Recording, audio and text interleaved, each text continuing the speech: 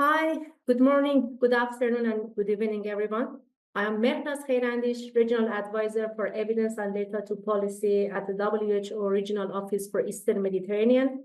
It is my great pleasure to welcome you all to the first session of the WHO MRO webinar series on institutionalizing evidence-informed policymaking for delivery for impact.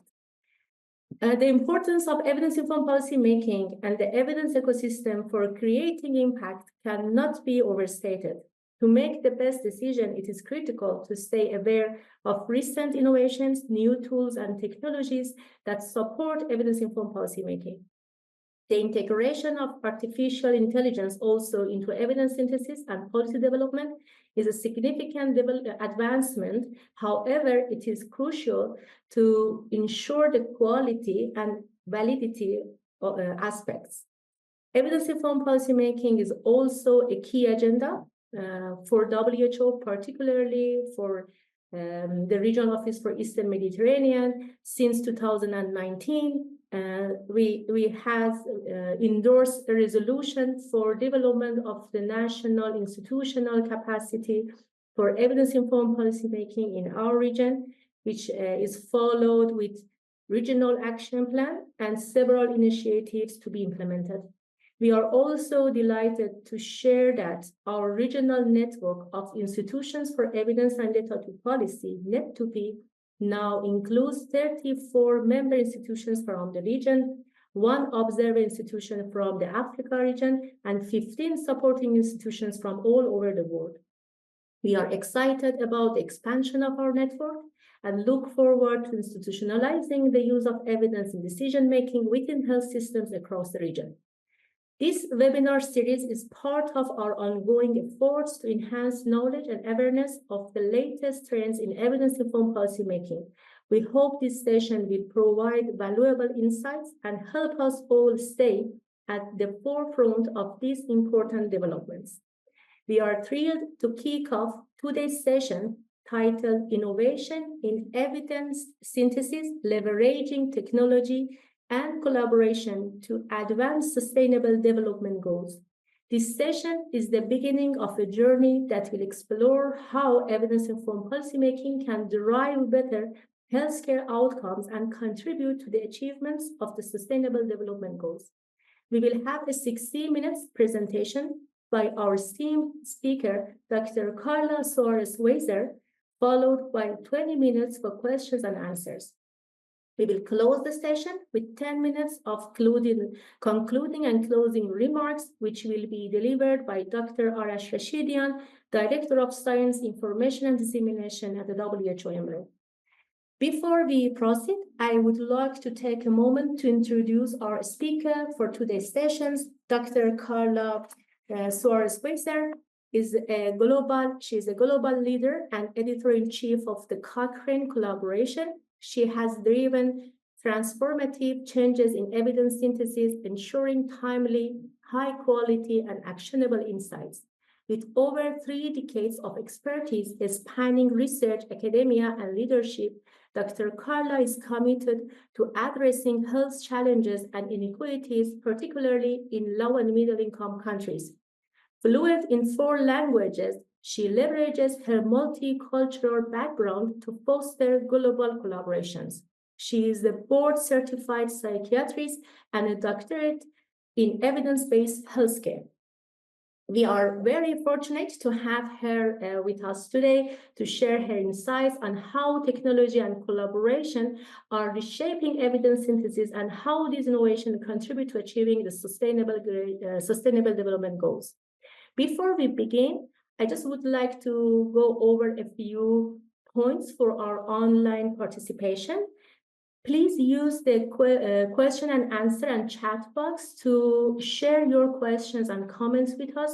My colleague Malika Tamim will check these boxes, and there will be time at the end of the presentation today for 20 minutes for question and answer.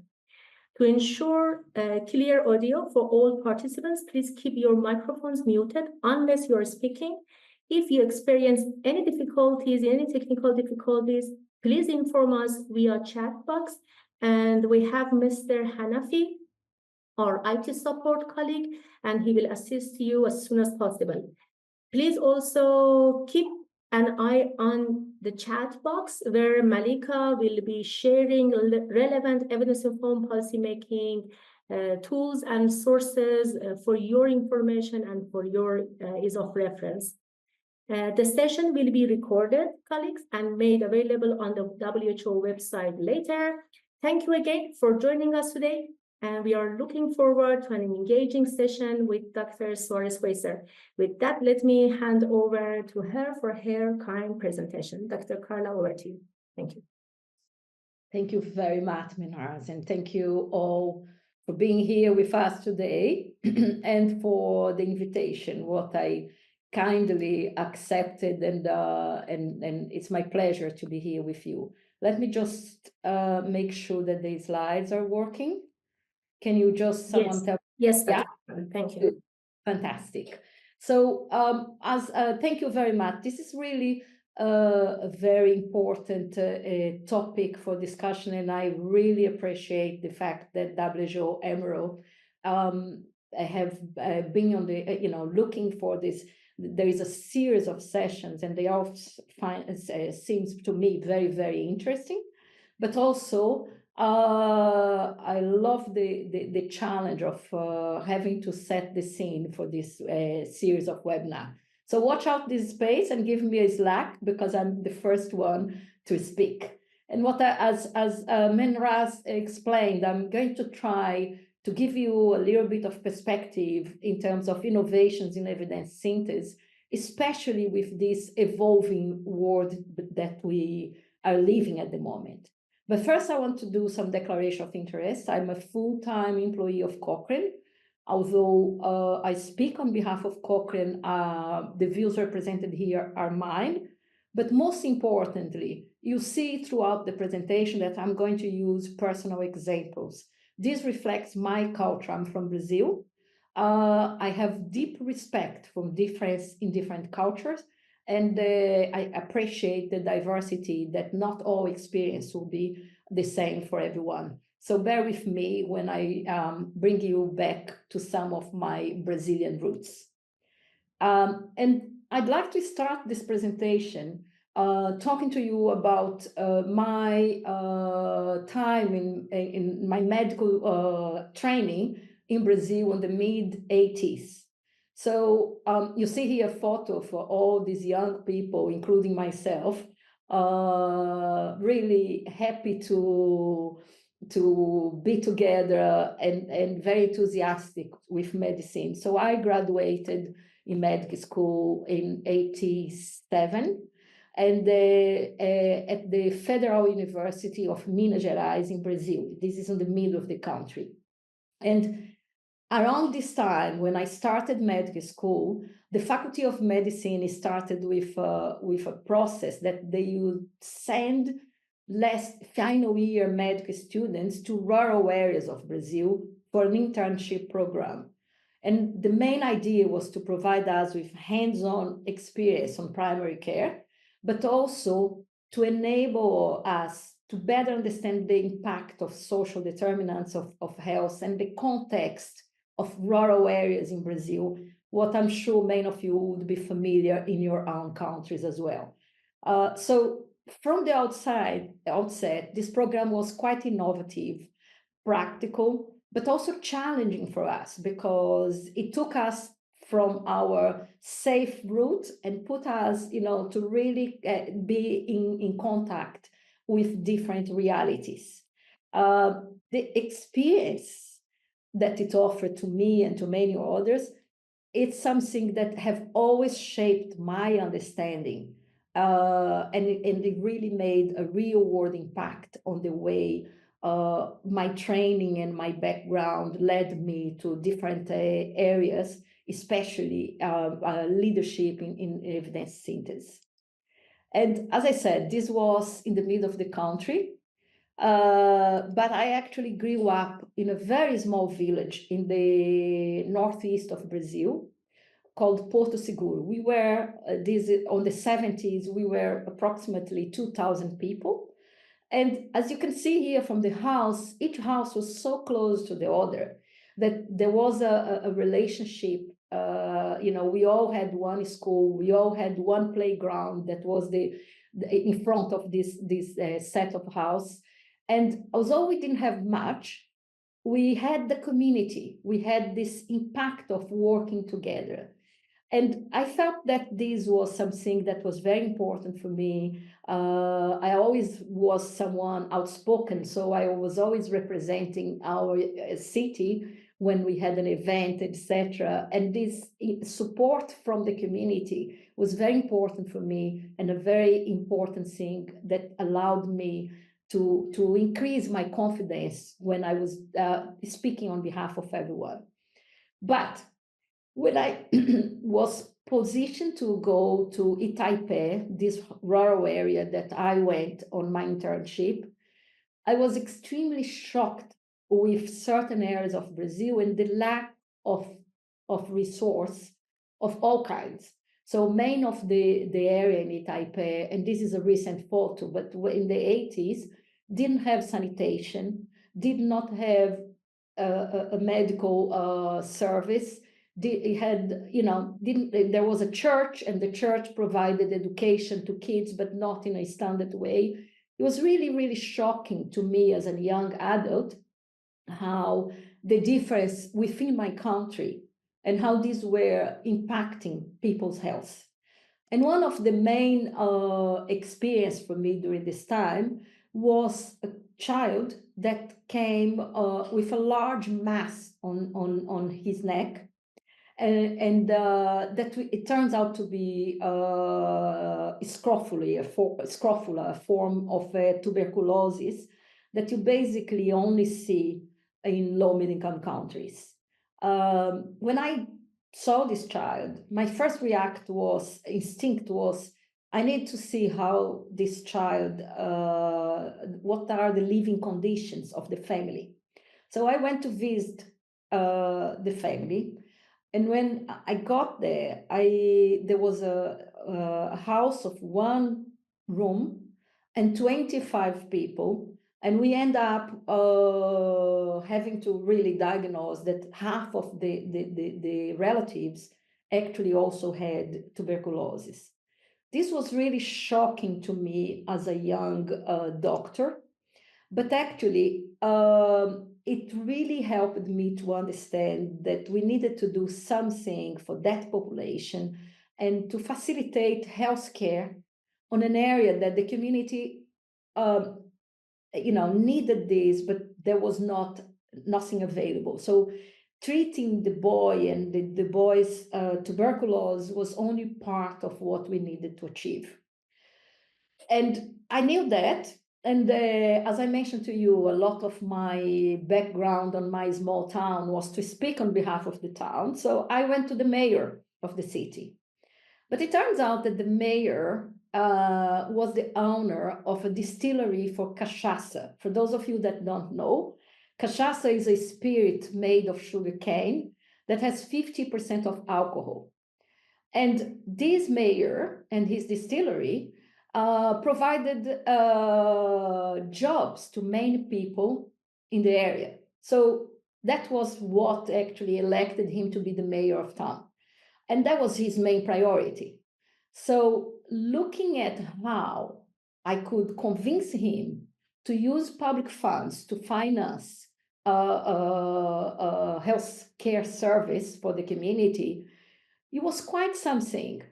And I started by going and visiting his distillery and having some cachaça with him, understanding his background, going to his family house. And in the end, we managed to get an agreement. He had the trust that I was trying to do something for the community.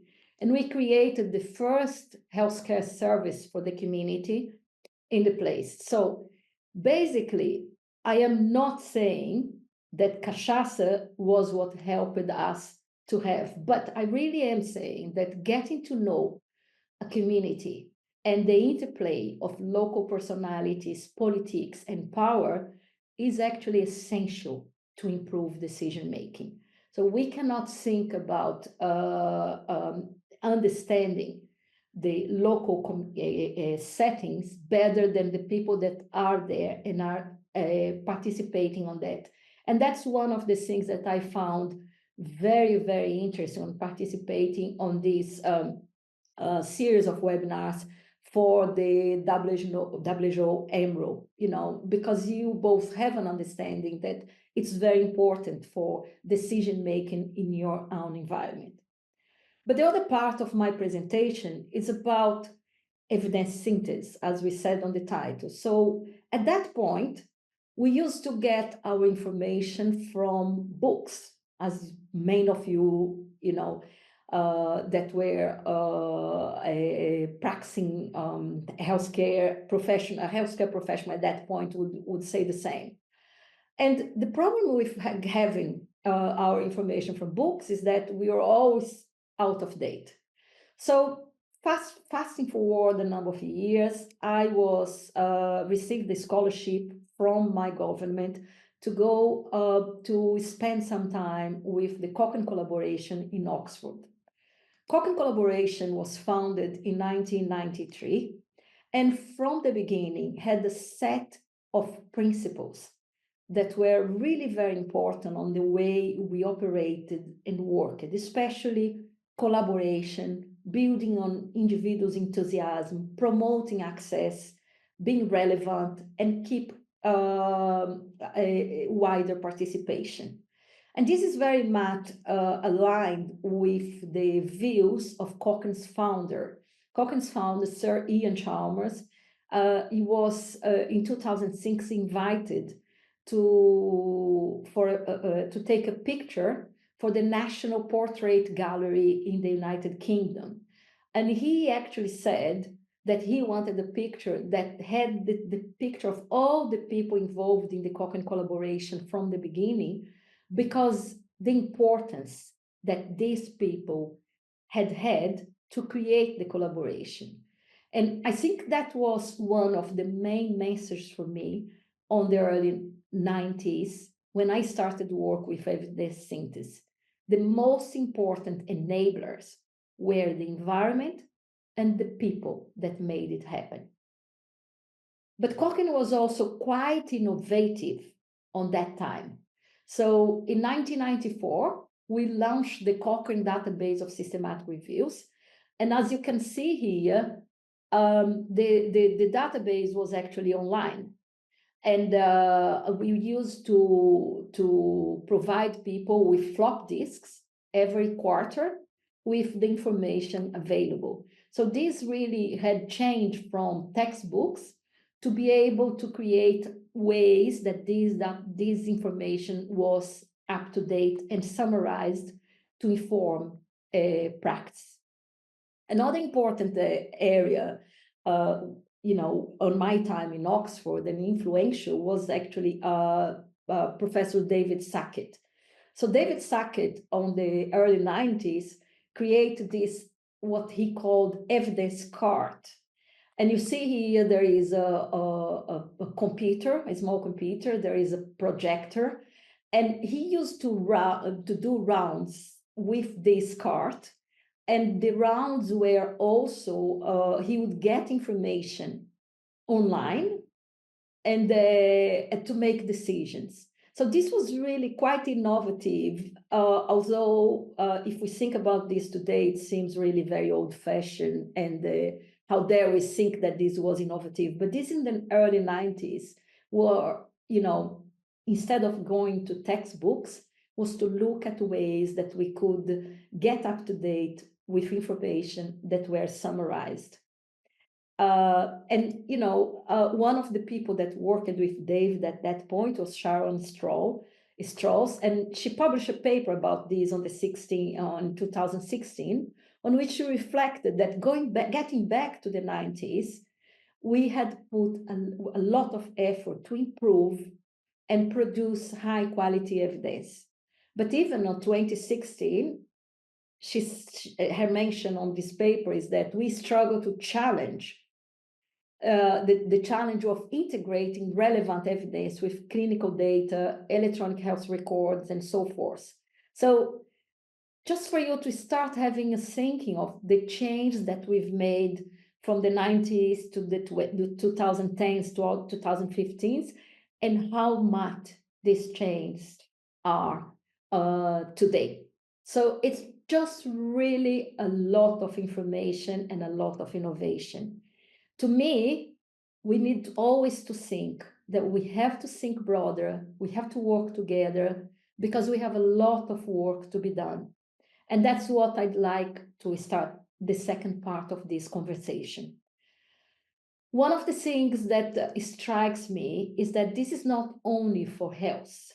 So in most areas, the publication of scientific articles has scaled up in a level that we could never manage to keep up to date with this scale.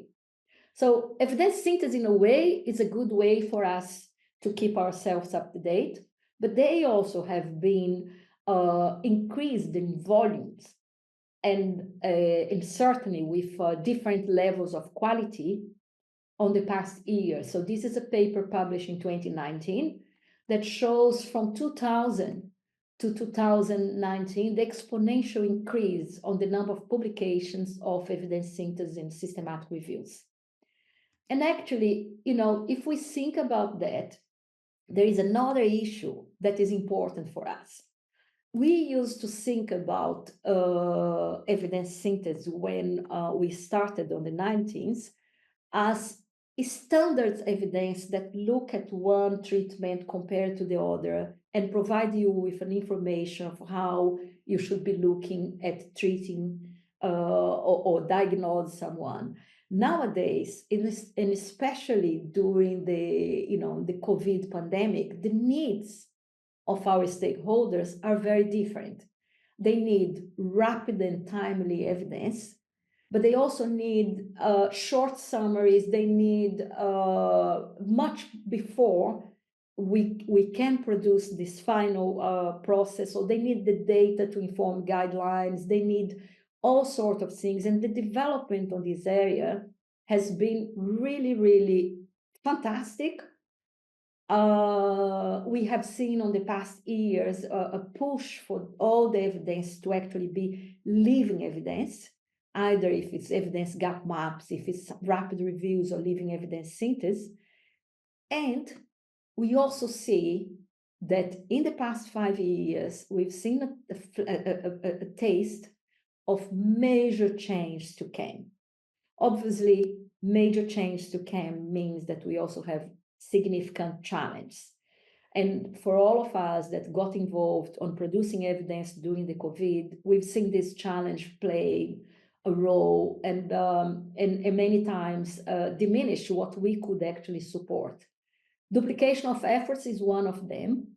I think it's fair to say that the number of research waste because of evidence synthesis or primary research that is conducted in a way that it doesn't really help us to summarize, etc.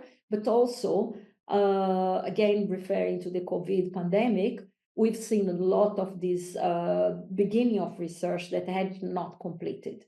Another thing that I think is very important is whether the evidence synthesis that we are producing are guided by our stakeholder needs. Or, instead of being an academic exercise, I think it's a push for us to really consider, who are using our evidence. The third important thing that it was mentioned before by Menraz is the issue about artificial intelligence. What really are the challenges, but also what are the opportunities to create timely evidence. But for me, and in my heart, the most important thing is for us to consider collaboration and equity. We should not be leaving people behind. We should be looking at ways that we collaborate globally. And I wanted to reflect with you whether Cochrane, with the process that we've been through the past 30 years, are getting things right. So I'm going to give you some examples of things that I think we actually have done right, but I will also challenge some of the areas that we probably need to do better.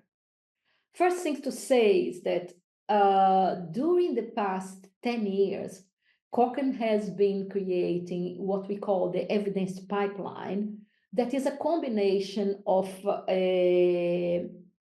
automation of the way we identify the research, and also the way we screen the research with a citizen platform.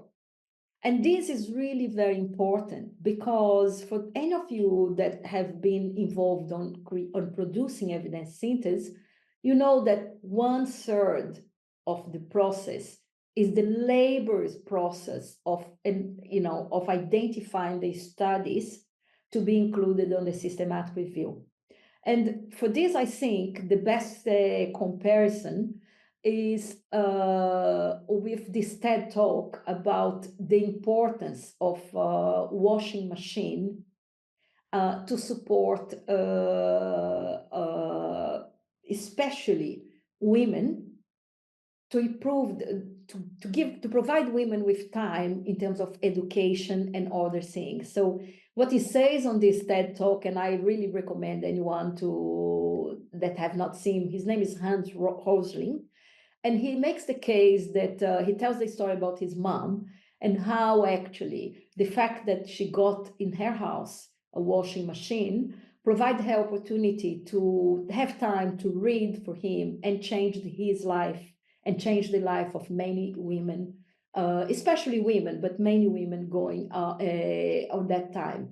So sometimes technology can just do it, can help us save time and provide ways that we do reduce the time that it takes to finalize a task. But as I said to you, the technology that Cochrane uses is a combination of machine learning, the artificial intelligence, but also the citizen platform. We're very proud of our citizen platform. It's called Cochrane Crowd, and it's a global community of volunteers that complete tasks to help classify the research to support informed decision-making in healthcare. We have over 35,000 contributors in 193 countries, and they have screened over 10 million reference using a certain methodology. So this is really to say that artificial intelligence is very important, and we need to really leverage on what it can help us, but it's still, in our case, we appreciate the combination of the volunteer workforce that we have and the artificial intelligence to support this part of the process. The other thing that we've been involved from the beginning was updating reviews. So as I said to you, from the first launching of the Cochrane database of systematic reviews, we used to update our reviews regularly. But that was the way we used to update. You do the review and then you look whether to see if more studies have been published, and when they have been published, you would then update it again. But the world has changed. And one of the things that we've been seeing taking precedence now is what we call the living evidence synthesis. What does it mean? That we use automation, we use the citizen platform, then we still produce the reviews, but then every time we have a combination of artificial intelligence, automation, and the check of the authors to maintain these review updates in cycles that are much shorter. So what we do, for example, for this living evidence, there is always going to be what we call we inform the author in a very short cycle that there are new evidence that needs to be incorporated on their reviews. This has changed in a lot of ways what we used to do, and there has been a lot of push for us to actually enhance living evidence synthesis and provide the stakeholders with evidence synthesis that are living. And this really was very important during the COVID pandemic. However, This is more resource intense. And one of the things that we've done most recently in Cochrane is to really look at the scientific strategy with a purpose of committing to do high quality living evidence that's accessible to all in certain priorities. So the priorities for Cochrane from 2025 to 2030 are maternal, newborn, and child health, multiple chronic conditions, infectious disease and pandemics, climate change, and sustainability. We've done it very closely with the World Health Organization, and we've done it really looking at ways that we can support the delivery of the Sustainable Development Goals. And I'll give you some examples of what we meant by this scientific strategy. Cochrane has always been known for being very broad. We still work with our community on their needs, but as I said to you, using this, using artificial intelligence and using this process to speed up reviews, we are focusing on these 4 areas. So in terms of maternal, newborn, and child health, we're really very much working with our community, and the focus is in preventing maternal illness and mortality, reducing fetal, neonatal, and child health death rates, and improve health through nutrition. And I'll give you 2 examples of areas that we have already started work and are planning working for the next couple of years. One of them is the postpartum hemorrhagic guideline of the World Health Organization, on which we actively engaged with the WHO to produce 13 evidence syntheses to support the guideline and fast-track the publication. So we really wanted to use these opportunities to be more agile, to adapt, and to learn as well. The second one in neonatal is done in collaboration with our colleagues in India. So we're using a different approach here. We're looking at creating a living evidence gap map that can separate what are the areas that we know the evidence, what are the areas that we know the evidence, but the evidence is out of date, and what are the gaps. So we started earlier this year with a stakeholder engagement led by our colleagues in India, in which these questions were posed to them and to try to focus in one area. So, for example, luckily enough, what our colleagues mentioned to us is that we thought there was a discussion about infant mortality, and they said that this is something that they actually have made very good progress on the past 5 years, and that they would like to focus on neonatal health. Why I'm saying that? Because it's very, very important that we work with the stakeholders and we work supporting their needs instead of us trying to say what are the areas that are important for us. So with this, our central team will support the development of the evidence gap map and create a dashboard that will be open access, and work with the colleagues in India to identify resources to do the evidence synthesis on the gaps. So we want to work more cross-board and not to think about a single evidence synthesis, but think of a broader question that we can answer and we can support, especially thinking about the Sustainable Development Goals. And this is the same thing we are doing on the area of infectious disease and pandemics. Here, we have a map working with colleagues in Brazil to develop a map, a live evidence gap map on dengue. So as you probably know, the transmission of dengue in Brazil is a major problem at the moment, and it has increased significantly. So we're working with partners in Brazil that they are actually doing the engagement with rural areas of Brazil. And we will also create this interactive map, identify the gaps, and work together to identify resources to support the gaps. So this is new for us. And I'm not going to say to you that we know all the answers, because we had to undergo a tremendous amount of change to get to a point that we focus our organization and we work closely with stakeholders and we deliver reviews that are different from what we used to do in the beginning.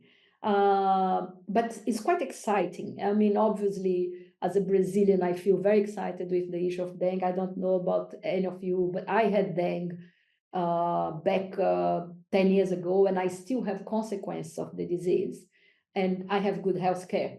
So going back to what I mentioned, I mean, I think it's fair to say that many areas in my country still do not provide the level of health care that is needed. So I'm very excited with this opportunity to contribute somehow through the work that we do in Cochrane. But as I said to you, one of the key things for me is that collaboration is essential for global solutions. None of us have all the answers. So this part of my session now, I'm going to be focusing a lot on the areas of collaboration and how we can actually work together. The first thing I want to say is that in hindsight, going back to my patient of the beginning, did I help? Well, me and my colleagues, we created the healthcare service. We managed to identify funds to bring medication to treat this patient and his family. But really, honestly, we didn't really change his conditions because this is much bigger than just if we think about health outside the perspective of what actually it implies. And that's one of the reasons why I like to think about the Sustainable Development Goals. So in a lot of ways, and here is just an example, I look at the indicators in the Sustainable Development Goals associated with the incidence of tuberculosis in Brazil. This is data from 2024. So in a lot of ways, we've seen a significant improvement on the past 2 decades of Brazil, for example, the prevalence of HIV, care for diabetes, but other areas, there is not that amount of improvement. And in fact, it might have really been now, and we've seen that political change and the COVID pandemic have actually had a negative impact on these improvements going forward. But this is only for the SDG 3. If we think about all the SDGs, then we'll see that there is a lot of work to be done still. And that is what, for me, it's very important that we think how we can work together, because we have much more power to make a difference if we work together. So in the case of TB in Brazil, there is a number of factors that actually are either treatable or preventable that are increasing the incidence of tuberculosis in Brazil. I'm sure this is not only Brazil. I'm giving the example of Brazil. But I actually think that important for us to understand that this is something that we can work together and support. So one of the things for me is that how do we support the Sustainable Development Goals to reduce mortality in children? So we've done quite a lot to support, on the past 2 decades, but still, if we go as we are at the moment, in 2030, nearly 2 billion children in 140 countries who have not met the Sustainable Development Goals. This is a lot, and we all have a responsibility to do our part on that. And also to remember that none of us really can make a real difference alone. So the question is how we can make a real difference and deliver improvements at both local and global levels. And for me, as I said, it's a steep curve and a learning curve, and that we have a lot to gain if we do it together. And meetings like that for me are quite exciting because I think it's an opportunity to know and understand. And I hope some of your questions will also provide us with some of the experience and expectations that you have on your side. Because as Steve Jobs used to say, the people who are crazy enough to think they can change the world are the ones that actually do. And with this, I wanted to give you some information about a process. Some of you have heard about that is called the Evidence Synthesis Infrastructure Collaborative. So the Wellcome Fund, back in September at the United Nations Summit for the Sustainable Development Goals, launched a call for a planning process that would support enhanced infrastructure for producing and using evidence synthesis. This process is attached to a significant amount of resource, but also the Wellcome Trust has taken a lead and bring together other funders like the UKRI or in other areas also, not only in health. We were tasked, and I am one of the many co-leads for this process. We are tasked to get together and put a planning process that how these funds, this 45 million pounds, would be used going forward.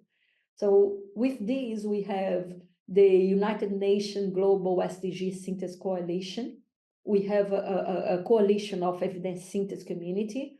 We have members of the Pan-Africa Collective for Evidence, Center for Rapid Evidence Synthesis, and an adjudication panel that have representatives, including representatives of the World Health Organization. And what do we want to achieve with this process? We actually want to respond to a paper that John Laves published recently with colleagues that actually talk about areas that we should be looking at to show the impact of evidence, support systems nationally, harmonize efforts globally, create mechanisms that everything we produce is open so that everyone can use and reuse, waste reduction by support the use of evidence, measured communication that clarify what we know and what we don't know, and think very carefully about equity and efficiency. So we're really very much guided by this, and you can read the paper.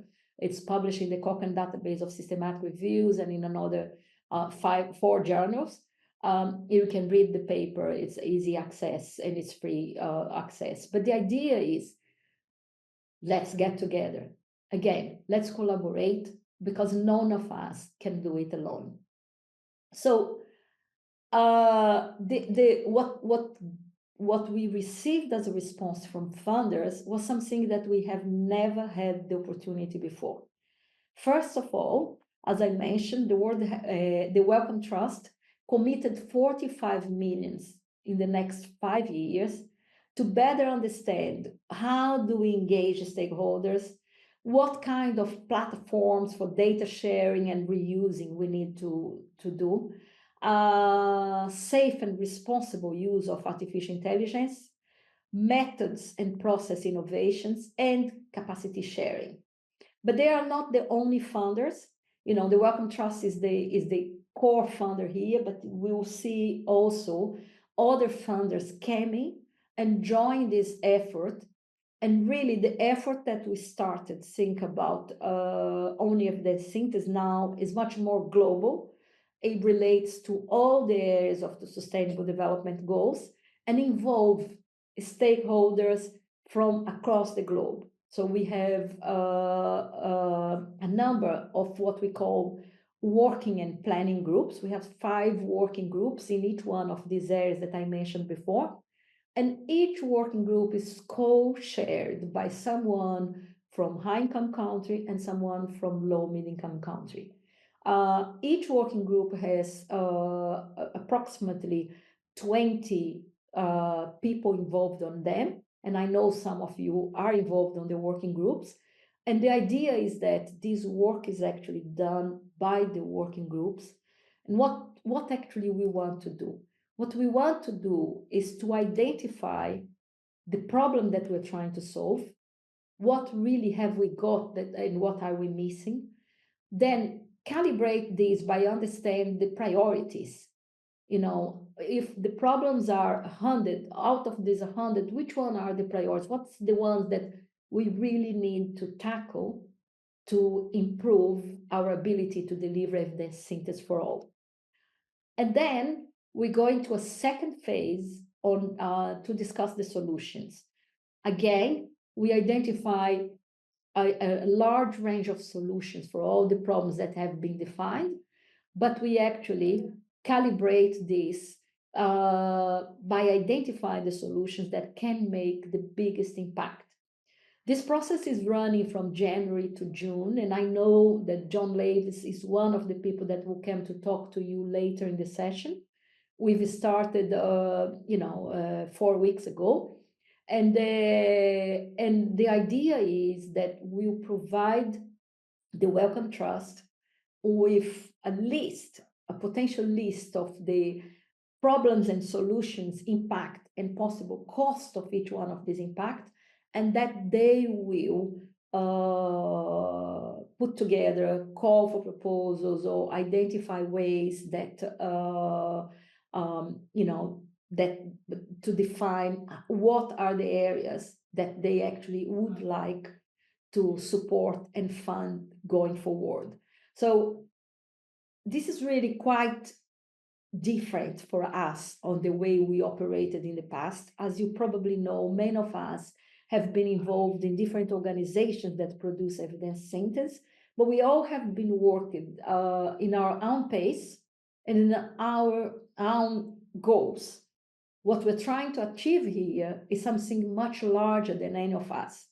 So we have a co-leadership that is what we call the Secretariat, that involve Zoe Jordan from the JBI, Will Moy from the Campbell Collaboration, myself, John Laves as a facilitator that is a liaison with the Wellcome Trust, but also involve the co-leads of all the groups that I mentioned before, and involves a series of what we call the planning analysts, that are people that have been funded, especially mid-career they are all mid-career from low middle-income countries, to have an active participation on this process.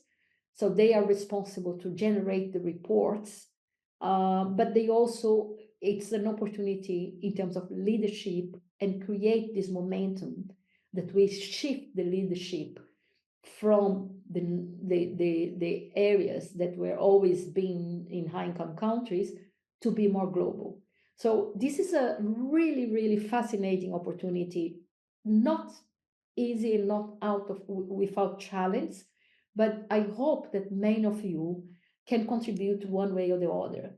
If you'd like more information, you can see the information on the website. And I think I can show you the website. Let me see if it works.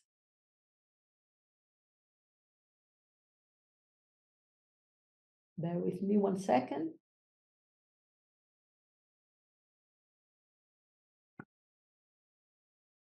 So I just wanted to show you some things on the website, and I think it's probably better if I go to the website.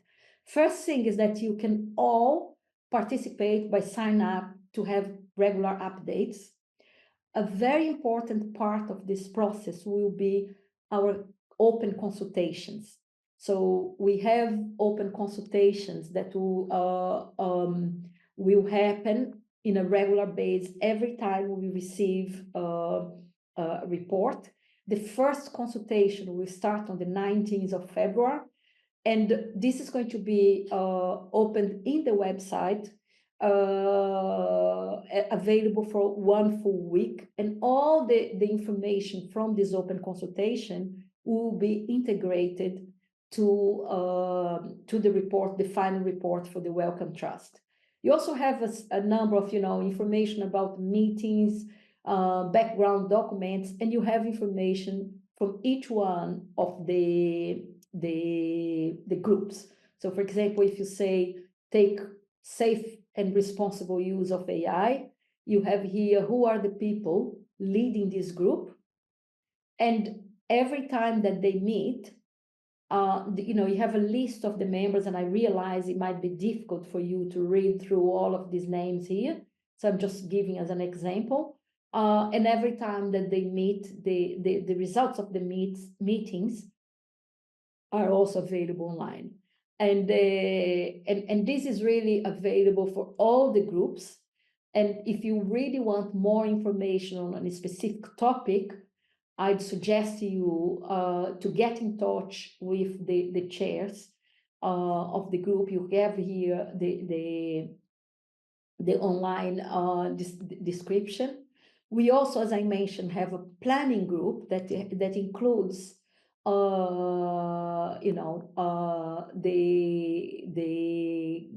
structure of governance, and I know that includes some of you as well. And this is really how we identify how do we intend or suggest to welcome, to be able to create mechanism of governance so that we guarantee that this is not going to be something based on one area only or based on one part of the world only. These are things that were really very important for us, that this process cross-sector involve most of the areas and identify issues that are important for us to define going forward. So this process is really something that we are taking a lot of, working very much in collaboration with many groups and many people. And I hope that this is something that you all will get an interest on, because for me, a very important thing on this whole thing is that we need to collaborate. We need to be global and inclusive, and we need to make all the effort not to leave anyone behind. For me, this is really one of the passions of my life. I love the relationship building because I think in a personal level, we always have a lot to gain, but also this is also something that the parts are bigger than any individual could collaborate. So I hope to leave you with another picture of my hometown. This is a sea area of Brazil, and I'd like to ask you all that the most important thing for us is that we would like to work together to make things happen. Thank you very much for listening, and I'll be happy to hear the questions and discuss the questions. Thank you. Thank you. Thank you so much, Dr. Carla, for your insightful presentation. I really appreciate your taking us through the developmental phase of evidence synthesis at Cochrane, which part of it was new to me, and also highlighting the available tools and platforms within Cochrane. I also really want to acknowledge and value your emphasis on collaboration and partnership, which we know that it is essential for advancing evidence synthesis and its impact. And as we always say, evidence ecosystem is now a must to achieve the evidence-informed policymaking for delivery for impact. Thank you so much again for your kind presentation. Now, this is a time for having the question and answers, and there are a few questions which is shared by participants in the chat box and also question and answer box. Malika, could you help us with raising the questions for Dr. Carla answer, please? Sure. So, Dr. Carla, we have the first question from Riham El Asadi. She's saying, "Thank you, Dr. Carla, for an outstanding presentation. As you rightly stated, it was difficult in the past to connect evidence with medical records and other aspects of healthcare. In your view, is this satisfactory now? I'm speaking from the perspective of a low middle income country." No, that's the short answer. We have a lot of work to do. But I do think that, we're all now embracing a new era on which we don't really know the impact that artificial intelligence, for example, will have on all of this. But we do have also responsibility, in my view, to do the right thing here, because artificial intelligence can be a driver to help us in a lot of this area, but also can be, a vehicle for disinformation, misinformation. So I really think that evidence policy making is really important to create a momentum for us to do things in a different way. So again, I do not, from my, I've been working on this field for 30 years. I cannot tell you that I know one single group that has all the answers, because I don't. And I'd like to emphasize more and more the importance of us, all of us having our voice, and all of us bringing the ideas to the table. I think we will see a major change in a very short period of time. If in the beginning of what I said about Cochrane and the evidence synthesis, the things that change would take 10 years, now we're seeing change in 10 months, in 10 days. So we all have to be aware and do our part to really make a difference. Thank you. So the next question is from Aya. She's asking, are there any available platforms that use AI to screen publications for inclusion in systematic reviews? There are many. That's the part of the problem. In Cochrane, as I mentioned, we have the platform and the citizen platform as well, and we make a combination of both of them. So the citizens, they will check anything that the AI are not specifically saying this is, for example, an RCT, and then there is a process to identify. It's a combination of machine learning and human being. That's the approach that we are taking, because I think the challenge we're having is that there is a number of platforms, and including if you go to ChatGPT and ask them to do it to you, they'll do. The problem is really to keep quality and to keep accuracy. So that's the challenge. It's the regulation of the platforms. It's not the lack of platforms. So if you want to hear more, I'm sure I can share later on with Malika and Mirnaz some people and some groups in Cochrane that are involved on this, and pass it on to any of you. That would be great, Dr. Carla, because we will upload the recording and also the presentation from you on our website. So as soon as we have that information from you, we can also add to the package that we will upload on WHO website. Thank you so much. I'll be happy to. Thank you. Thank you. The next question is from Saeed Salah Abdul Jalil Soliman. He's asking, what is Cochrane Crowd? How is it different? So I welcome you to visit the Cochrane Crowd website. As I mentioned, it's what we do is that we have a very short training, and everyone can participate on assessing the studies and say, yeah, this is the design of the study. Now we're looking at, how do we help that the crowd help us to identify what is the population, what the study want to achieve in terms of outcomes, etc. So there's a small training, and there is a logarithm that says, okay, 3 people have to agree with that result, so that we can say, okay, this is really an RCT, or yes, this is the outcome that is in place. But I welcome you, and I am happy also to share the slides so that you have the reference on the slides. And I welcome you to look at the website and get involved. And there is clear mechanism there if you want to get involved as well. And we have another question from Satyajit Sarkar. He's asking, how useful would it be for Cochrane or anyone else to produce plain language communications specifically directed or targeted at the media? Such a move could potentially hugely democratize science and the use of evidence. Would love to hear your comments.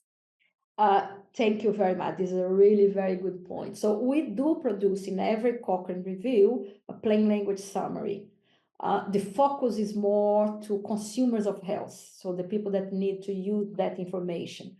But you raise a very important challenge, and I know that members of the WHO headquarters are working very hard to try to identify ways to create this kind of, we certainly need all the help we can to support the media to understand evidence. I think we, because a lot of us in producing the evidence came from an academic background, we have not been very good of communicating and make the case for the use of evidence. I know that some of our colleagues in the WHO have been very active on that, especially with all the challenges that we faced during the COVID pandemic. But there is more to, and there is also a number of AI tools being developed to create this plain language summary. As I said, the developments on artificial intelligence is a responsibility of all of us because they're so fast that the point is, what we used to say in the beginning on the 90s is garbage in, garbage out. So we need to know where this information is coming from to be able to make sure that the information is of quality. But I really mean it, that this is a responsibility, that all of us have this responsibility, especially for us that are on this environment of supporting decision makers. We have to be able to support. And the media is a big deal because, as we've seen in the past couple of months, the media that sells is not necessarily the media that is based on evidence. So each one of us can do our part and be aware of the misuse of evidence as well. Thank you, Dr. Carla. I also want to just point one thing here that, for also our participants awareness and knowledge that, we are in WHO EMRO, we are working on the regional platform for evidence synthesis using AI, which we hope that this platform will be launched by the end of this year, and it will be free for use for everyone in the region, ministries of health, institutions, and outside, of course, the region, for everyone, for doing rapid evidence synthesis using AI. But of course, as Dr. Carla nicely mentioned, it's important to make sure the quality and validity of all mechanisms and processes, and we are in the phase of checking all these items, and we have that, and we hope that we will have this regional platform very soon to be used by you. Thank you so much.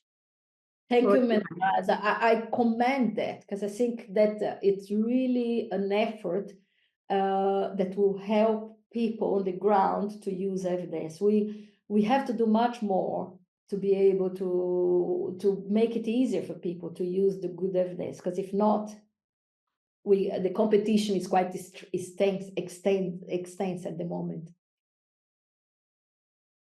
Thank you. The next question is from Dr. Lubna Ansari from King Saud University. She is asking, how can Cochrane protect itself from politics? Oh, Lubna, I'd love to have an answer from you on that. I think the environment that we try our best not to be involved in politics.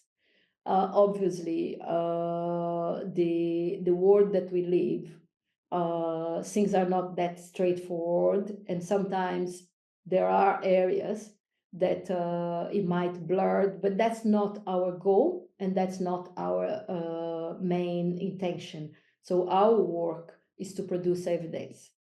And I've been on this word for too long to say, oh no, everything is black and white. No, it's not. There is gray areas as well. But our main job is to produce evidence that can be used by all. Great. We have a question in the chat box from Marzie Najafi. She's asking, can you explain the role of AI in screening evidence and if it has role in quality assessment too? So I can explain to you what we do within Cochrane, but I have to say a lot of groups, as Menas just mentioned, are really developing things that it might be better and faster, etc., etc., etc. In Cochrane, we've been working on this, what we call a automated platform. It's called Evidence Pipeline. And the idea is we work with volunteers to produce our reviews, and we know that there is quite a lot of work on identifying the studies to be included on the review. So the idea for this is really to say, okay, how can we support the authors on this task that is quite big, but also reduce the time that it takes to produce a review.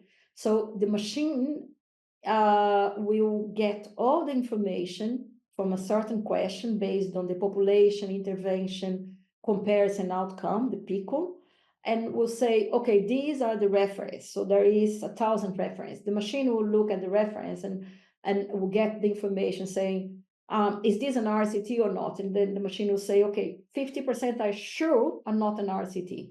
10%, 20%, I'm sure it's an RCT. And there is a gray area of 30%. This gray area is where we focus on the Cochrane crowd, the citizen platform. So this gray area then we launch to the citizen platform and say, can you tell us? Can you read through and tell us? And in this sense, what I've said that at least 3 people have to say the same answer. For them, we say, yes, it is, or no, it's not. So it's just very simple description. But as I said, there is more information on the website, and I recommend you to go and check the website. Okay. Thank you, Dr. Carla. The next question is from Drake Akubaru. He's asking, how does Cochrane ensure equitable inclusion of evidence from Global South in the current context of several journals with new ones emerging every other time? Yeah, I mean, that is really what this evidence pipeline is about. We have always, our guidance is that we cannot exclude the studies because they came from a different region. But at the moment, what we've done is that we actually shorten the format of our reviews and focus on someone who have to explain why they didn't include the studies. Let's say we're talking about malaria, and there is, and if they came with the studies that were conducted on the global north, they're going to have to explain why they didn't include the studies of the global south or include them. So it's very transparent that they needed to have the equity, and we're working with our equity group to really create some guidance and tools in the reviews that people are really, because a lot of this is asked to push this agenda and push again and push again and push again until everyone is used to. So I can give you an example of a review that I was involved from the beginning on rotavirus vaccine. But a lot of the initial clinical trials for rotavirus vaccines were all done on the Nordic countries. So when we start looking at the impact of the vaccine on the global south, we realized that the impact was not the same. And that is another part of a systematic review, is to push for these gaps. So we are now being very proactive to say, if you do not have evidence on these gaps, you have to say you don't have evidence. You cannot just not say anything. It has to be transparent. So I think I can say on behalf of Cochrane, but I'm sure that this is an exercise that has to include everyone. We all have to start pushing for this agenda, and I commend the Wellcome Trust, for example, on this process. They've been very clear to us that the process has to be global and the process has to include people from all regions of the world.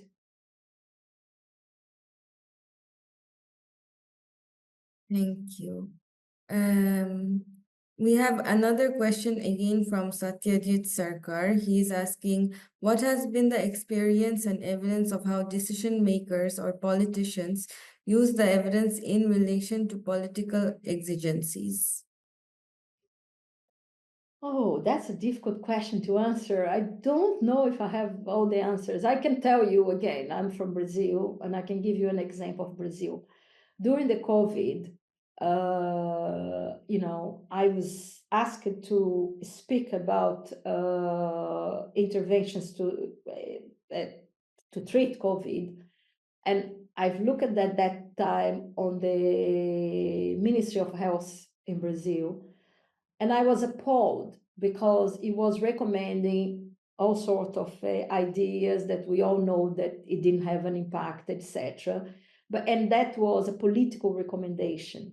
So I reached out to some of my colleagues that do with this, policy making in Brazil, and it was very interesting because it was from the Ministry of Health, but actually the local people and the local settings have been very clear: disregard what is on the Ministry of Health and do X and Z. So I think this is really depends of where you are.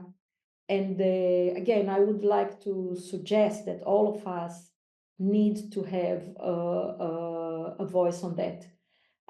It's not a problem that one organization, one institution, or any of us will be able to resolve alone, especially on these times. And I mean, we have no idea of the impact of AI on this.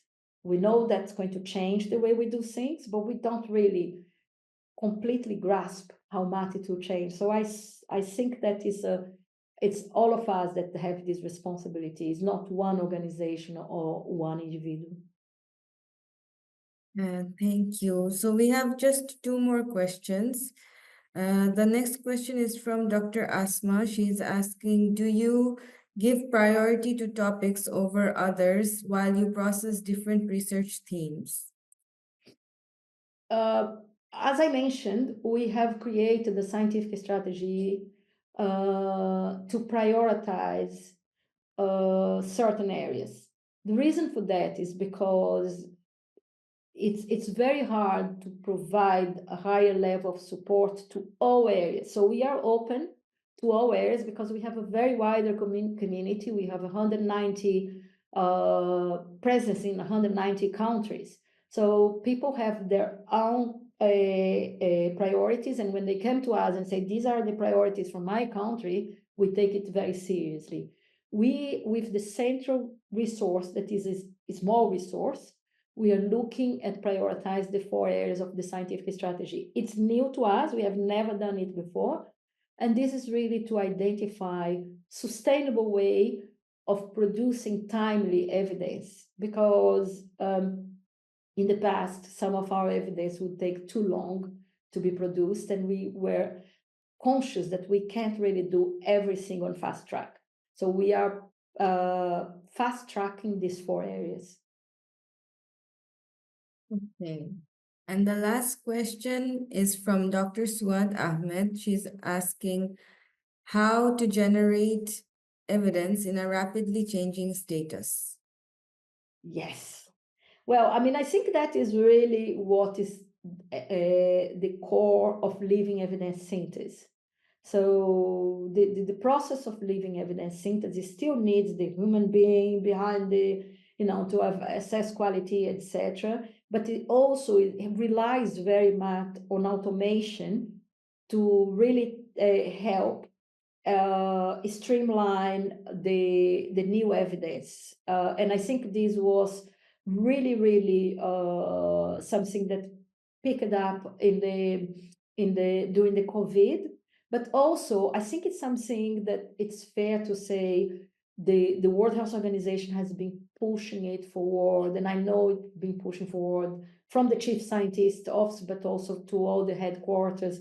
I mean, I've met Arash not a long time ago, and we were discussing this kind of thing. So we really, we personally, we have really very much, both with your team, but also the Pan American Health Organization and the African representatives. And I think for us, it's again, and I'm sorry that I repeat myself, but it's again a matter of collaborating to do the right thing. So none of us have all the answers. Thank you. Thank you so much. I just want again to thank you, Dr. Carla, for the great presentation, and also a big thanks to our participants for the engagement and for the great interaction that we had together. So I hope that you had a great session with us.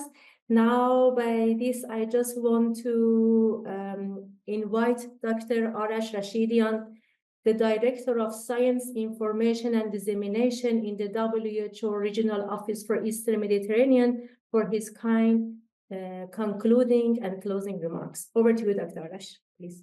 Many thanks, Mehnaz. I'm really grateful, very grateful to Carla, passionate topic, taking us through the history of how Cochrane was developed, but also the personal history I really admired, and how you linked it with what needs to be done at the global level. And the engagement of colleagues online has been also impressive. I'm really grateful. I'd like to highlight 3 points and related to the agenda that we are having on institutionalization of evidence-informed policymaking. And I use your talk, Carla, to refer to those key elements. So, I mean, you started with I would say beautiful in terms of expressing. Obviously, it was about pain and the suffering that people had. So evidence-informed decision-making starts with the problem, a challenge. So if you don't know what the problem is, the issue of how the evidence is going to help is a difficulty. And sometimes, when the knowledge is expanding, and what we see in communities, especially academic communities who are dealing with methodologies, approaches, etc., sometimes the problem becomes a case for demonstration rather than the starting point.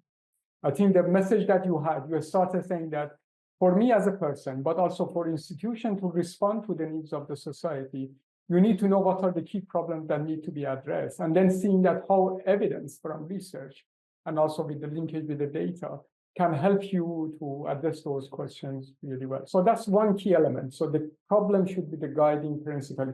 And as you mentioned also, this is how WHO sort of monitors this work and also steers the work.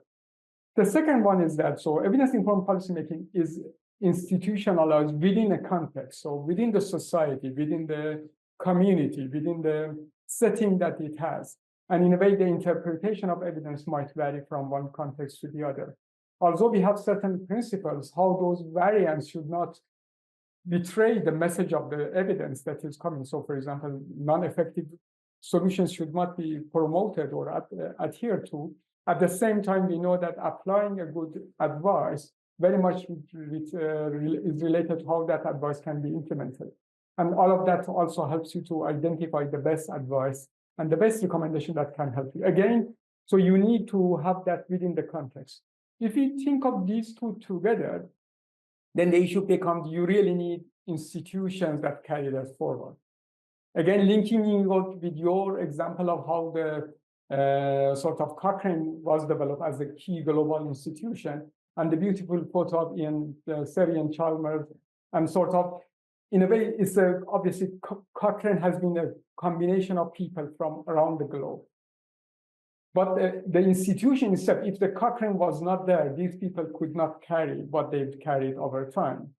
The same applies when we talk of the countries. What we've tried to change in terms of our dialogue and also of concept from starting from the decision of the Ministers of Health in 2019 that Mehnaz referred to at the start, is that evidence-informed policymaking is not a series of projects. Well, we have a topic, let's find the evidence for that, and let's make a good decision. That's absolutely valuable. That's really important.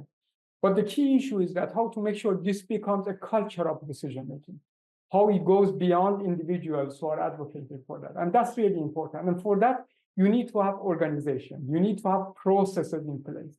You need to have a bureaucracy. I know we don't like bureaucracy, but at the same time, the bureaucracy helps you to make sure certain things are followed correctly. You need to be able to manage conflicts of interest. You need to make that sort of environment totally relevant to better use of evidence. So then when we talk of institutionalizing, that's what we are talking about. So obviously key people, enhancing capacities, etc., but making sure these capacities are within environment and ecosystem and institutions that allow and demand the use of evidence for decision making. So then, when taking back this conclusion back to the starting premise of your talk, which is the issue of the new tools and AI, etc. As you rightly mentioned, with AI, there are so many things that are answered perhaps more easily. And we are at, I mean, in Emerald, Mehnaz referred to what we are doing also globally in Prague, I mean, Global Evidence Summit, there were many examples on that and discussion being followed. And the solutions are not very clear, but that's going on. At the same time, AI may actually change more than that. It may change the way that academia has a role in this area. Then it may change how the institutions play. And we don't know how these changes will play. So in a way, while the concept remains valid, the issue is that how to adapt the concept with how the technology is actually giving us opportunity to ensure that, I mean, the structure and processes and method we are talking remain valid and remain responsive to the needs of the future. So again, extremely thankful for your time, for dedication, and also for your patient response to the queries and highlighting the role of everyone there.